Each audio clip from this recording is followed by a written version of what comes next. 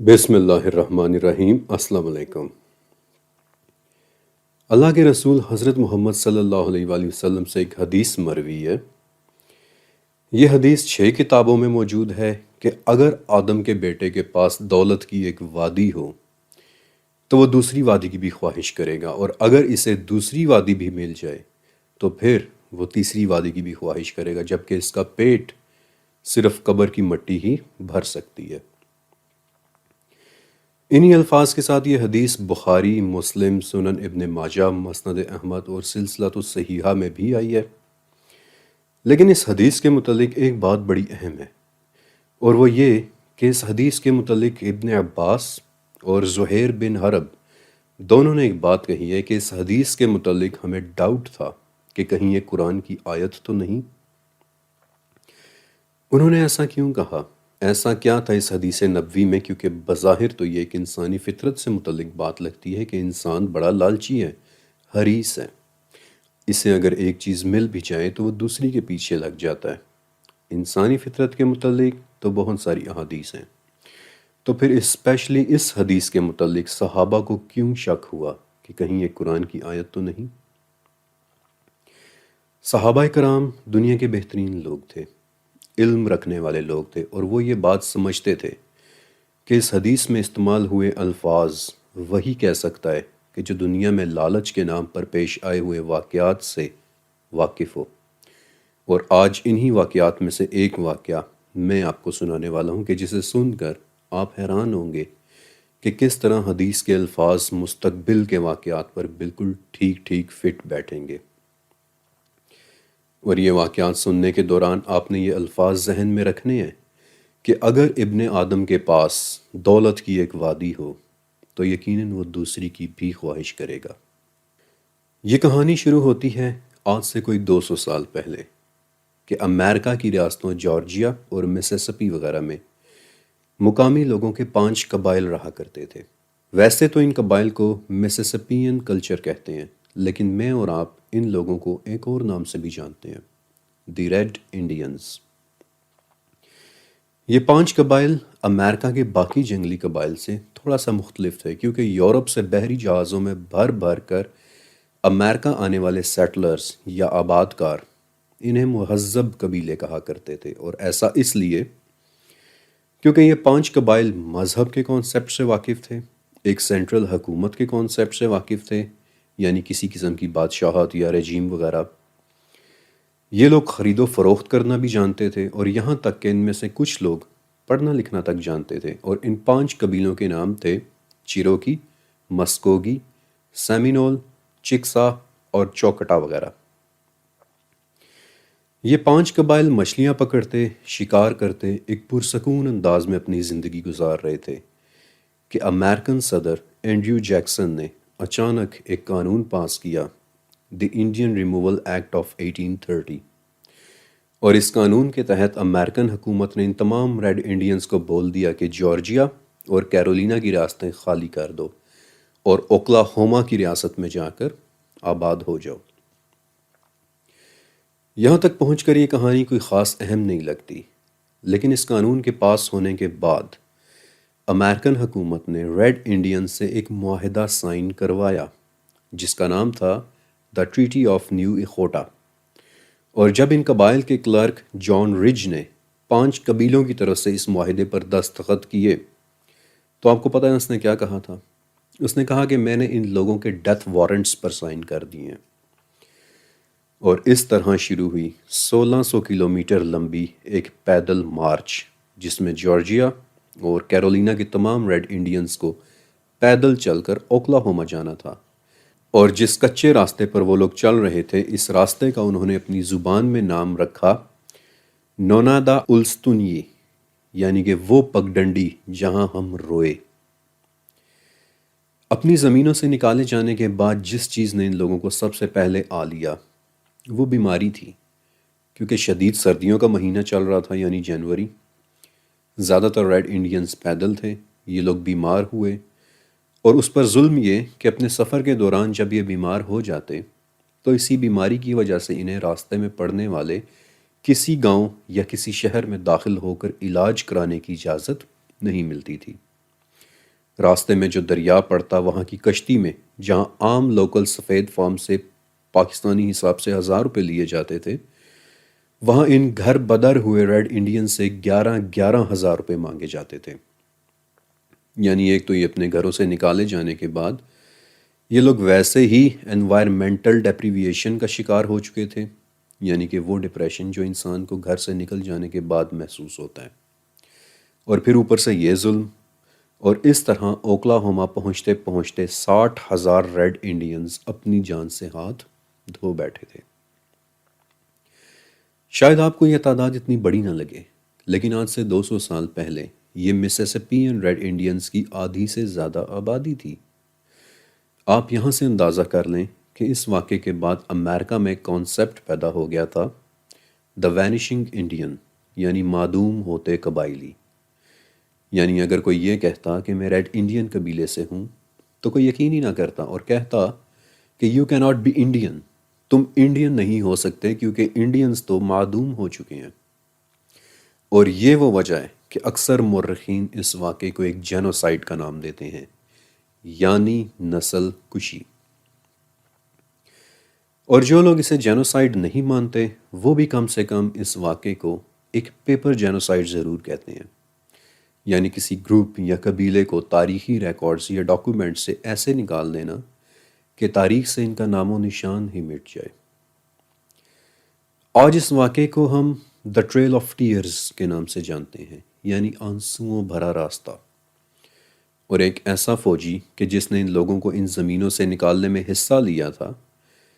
وہ کہتا ہے کہ میں نے بعد میں سول وار بھی لڑی اور میں نے گولیوں سے لوگوں کے ٹکڑے ہوتے بھی دیکھے، لیکن میری آج تک کی زندگی کا سب سے بھیانک ظلم میں نے ان انڈین لوگوں کی دربدری کے دوران ہی ہوتے دیکھا ہے۔ میں نے آپ کو اس واقعے کی بہت زیادہ ڈیٹیلز نہیں دیں، میں آپ کو بہت زیادہ ڈیٹیلز میں لے کر نہیں گیا کیونکہ اب میں آپ کو ایک دوسرا واقعہ بھی سنانا چاہتا ہوں۔ لیکن اس سے پہلے یہاں ایک سوال پیدا ہوتا ہے کہ اگر قبائلیوں کے کلرک جان رچ کو پتا تھا کہ قبائلیوں نے مر جانا ہے، کہ وہ ان کے ڈیتھ وارنٹس پہ سائن کر رہا ہے، تو اس نے سائن ہی کیوں کیے؟ کیونکہ اگر وہ سائن نہ کرتا تو آگے $60 کروڑ کے ساتھ تیار ہوئی ایک ایسی امریکن فوج کھڑی تھی کہ جو سائن نہ کرنے پر گولیوں سے بھون دینے کو تیار تھی۔ سائن کر دینے سے تو موت شاید ہو جاتی، لیکن سائن نہ کرنے کا مطلب تھا سرٹن ڈیتھ، یقینی موت۔ اور اس تمام نسل کشی کے پیچھے صرف اور صرف ایک شخص تھا، اینڈریو جیکسن، امریکہ کے صدر۔ لیکن کیوں امریکہ کے صدر نے اتنے ہولناک آرڈرز جاری کیے؟ اور یہاں سے شروع ہوتا ہے میرا دوسرا واقعہ۔ جب 15ویں صدی کا آغاز ہوا، جسے آج ہم دریافتوں کا دور کہتے ہیں، the age of exploration, Vasco da Gama India کی طرف آیا، کولمبس امریکہ کی طرف گیا، تو اس وقت وہ لوگ پوری دنیا سے دولت اکٹھی کر رہے تھے، اور یہ دولت صرف ہیرے جواہرات ہی نہیں تھے، بلکہ ان میں پونسے ڈے لیون جیسے لوگ بھی شامل تھے کہ جو کیریبین کے جزائر میں آب حیات کی تلاش میں گیا تھا۔ آپ کو یاد ہے میں نے 40,000 سالوں کے علم سیریز میں پونسے ڈے لیون کے متعلق بتایا بھی تھا کہ کیسے وہ بہاماس کے جنگلوں میں آب حیات کا چشمہ تلاش کر رہا تھا۔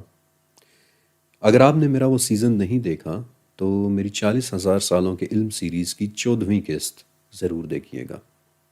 پونسے ڈے لیون کے ان ایڈونچر سے ایک شخص بہت زیادہ انسپائرڈ تھا، متاثر تھا،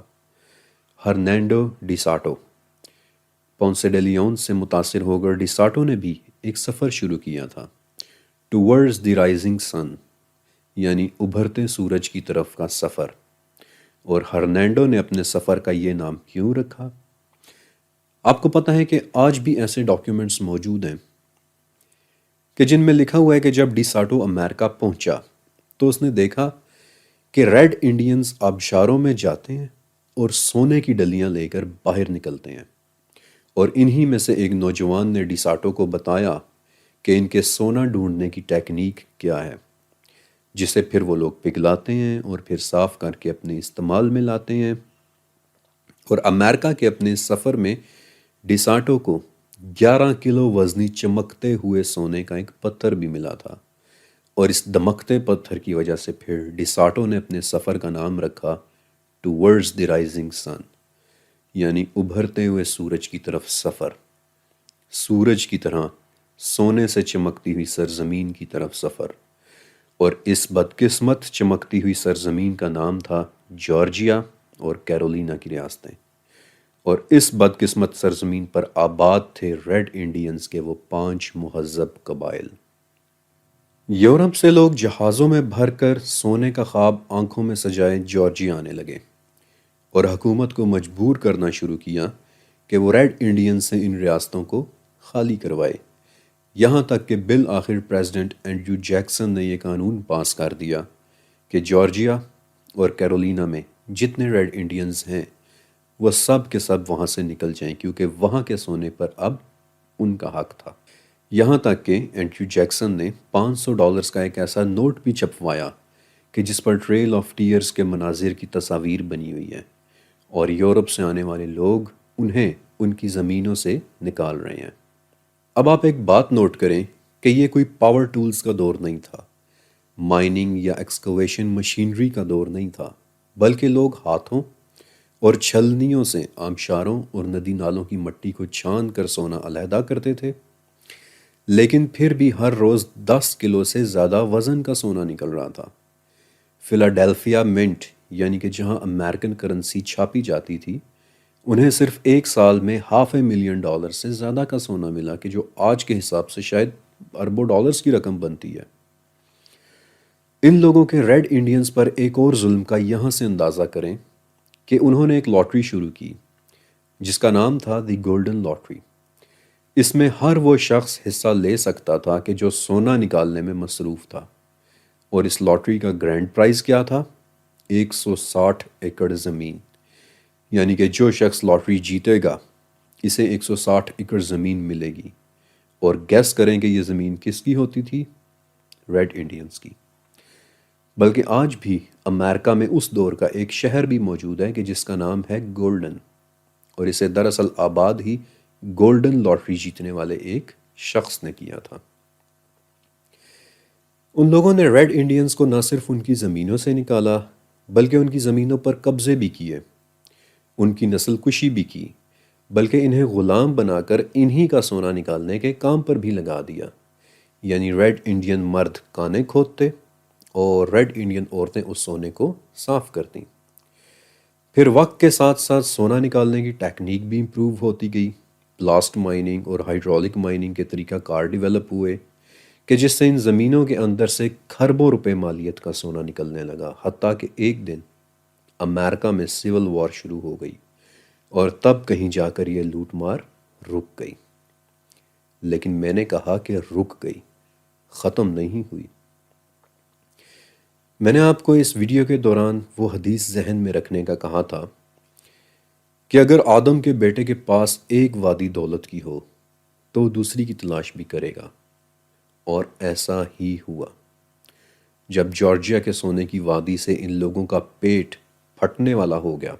تب ان کا رخ سونے کی دوسری وادی کی طرف ہوا، کیلیفورنیا کی طرف۔ کیلیفورنیا کے ساحل پر انسان پچھلے 11,000 سال سے رہ رہا ہے، جن میں ریڈ انڈینز کے سب سے مشہور قبیلے کا نام تھا کماش، یعنی مالا کے دانے پرونے والے لوگ، کیونکہ کماش کے لوگ سپیوں کی مالائیں بنایا کرتے تھے۔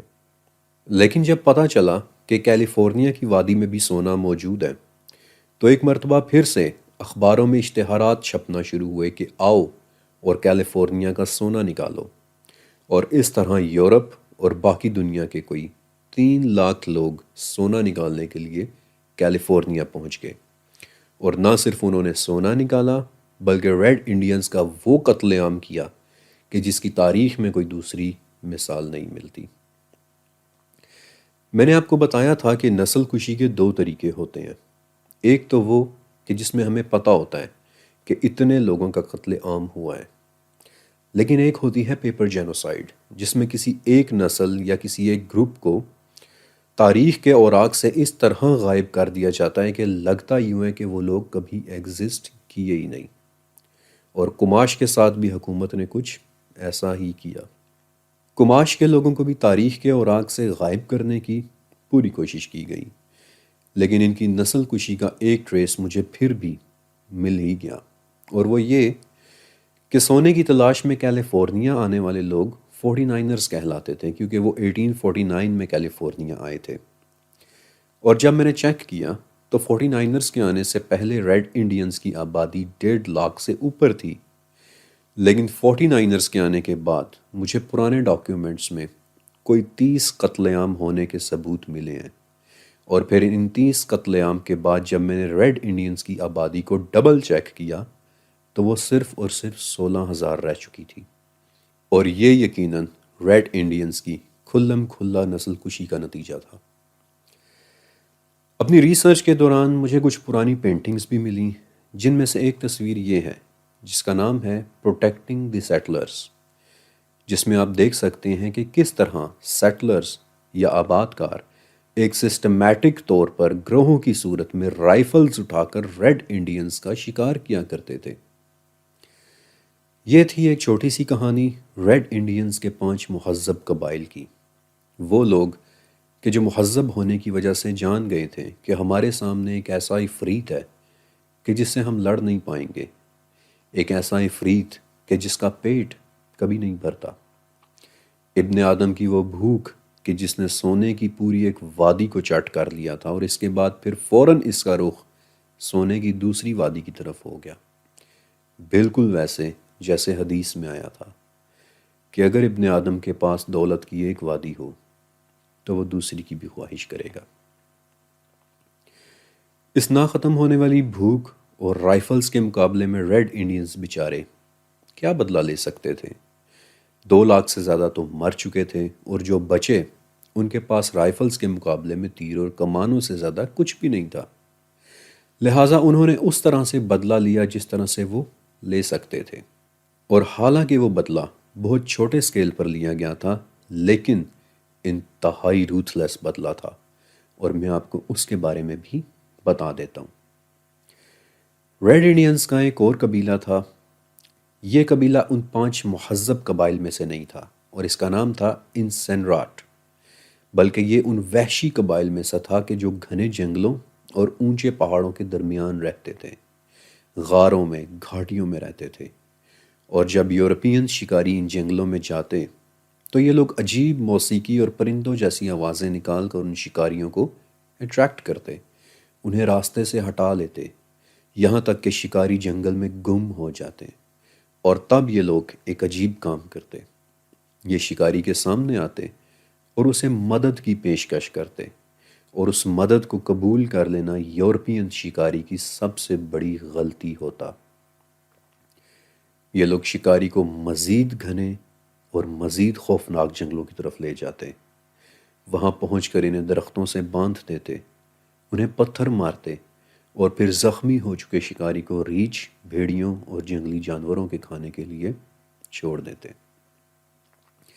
And all this for what? سونے کی 2 وادیوں کے لیے، بالکل ویسے جیسے کہ نبی کریم صلی اللہ علیہ وآلہ وسلم نے بتایا تھا۔ میں آپ کو یہ سب باتیں کیوں بتا رہا ہوں؟ ایک مرتبہ آپ صلی اللہ علیہ وسلم نے ایک خواب دیکھا کہ بہت ساری کالی بھیڑیں ہیں کہ جن میں بہت ساری سفید بکریاں داخل ہو گئی ہیں۔ جب آپ صلی اللہ علیہ وسلم نے یہ خواب اپنے صحابہ کو سنایا تو انہوں نے پوچھا کہ یا رسول اللہ، اس خواب کی کیا تعبیر ہو سکتی ہے؟ تو آپ صلی اللہ علیہ وسلم نے فرمایا کہ تمہارے دین اور نسب میں عجمی لوگ بھی شامل ہو جائیں گے۔ تو صحابہ بڑے حیران ہوئے اور پوچھا کہ عجم کے لوگ؟ تو آپ نے فرمایا کہ اگر ایمان ثریا ستارے کے ساتھ بھی معلق ہوتا تو عجم کے کچھ لوگ ایسے بھی ہیں کہ جو اس ستارے تک بھی پہنچ جائیں گے، اور کتنے ہی خوش نصیب ہوں گے وہ لوگ۔ اور اس لیے میں آپ کو پوری دنیا سے یہ علم اکٹھا کر کے دے رہا ہوں، کیونکہ یہ ہمارے ایمان کو مضبوط کرتا ہے، یہ ہمیں بتاتا ہے کہ ہمارے نبی نے کس قدر سچی باتیں کی ہیں۔ ہم ان لوگوں میں سے ہو جائیں گے کہ جن کے متعلق آپ نے فرمایا تھا کہ کس قدر خوش نصیب ہیں وہ لوگ کہ ایمان کو ثریا ستارے سے بھی ڈھونڈ کے لے آئیں گے۔ اس کے علاوہ میرا ایک مقصد اور بھی ہے۔ انگلش زبان کی ایک بہت خوبصورت ٹرم ہے اے مین آف کلچر، جس کا مطلب ہے ایک ایسا شخص کہ جو کئی موضوعات پر بات کر سکے، مذاہب پر، آرٹس پر، تاریخ پر۔ میں چاہتا ہوں کہ آپ مین آف کلچر بنیں، مذاہب کے ساتھ گلوبل ہسٹری کو بھی دنیا کے ساتھ ڈسکس کر سکیں، تاکہ دنیا والوں کو انہی کی زبان میں بتا سکیں کہ ہمارا دین سچ ہے اور ہمارے رب نے ہمیں سب کچھ سکھا دیا ہے۔ اس ویڈیو کے آخر میں ایک بات اور بھی کہنا چاہتا ہوں کہ ان سب موضوعات پر ریسرچ کر کے آپ تک پہنچانا آسان نہیں ہے، اس میں بہت محنت لگتی ہے، اور اس لیول کا ریسرچ ورک کرتے رہنے کے لیے مجھے آپ کی سپورٹ چاہیے ہوتی ہے، تاکہ ہمارا یہ سفر کہیں پچھلی مرتبہ کی طرح رک نہ جائے۔ اور اگر آپ اس ریسرچ پروگرام کو جاری دیکھنا چاہتے ہیں تو اس ویڈیو کا پہلا کمنٹ ضرور دیکھیے گا۔ شکریہ۔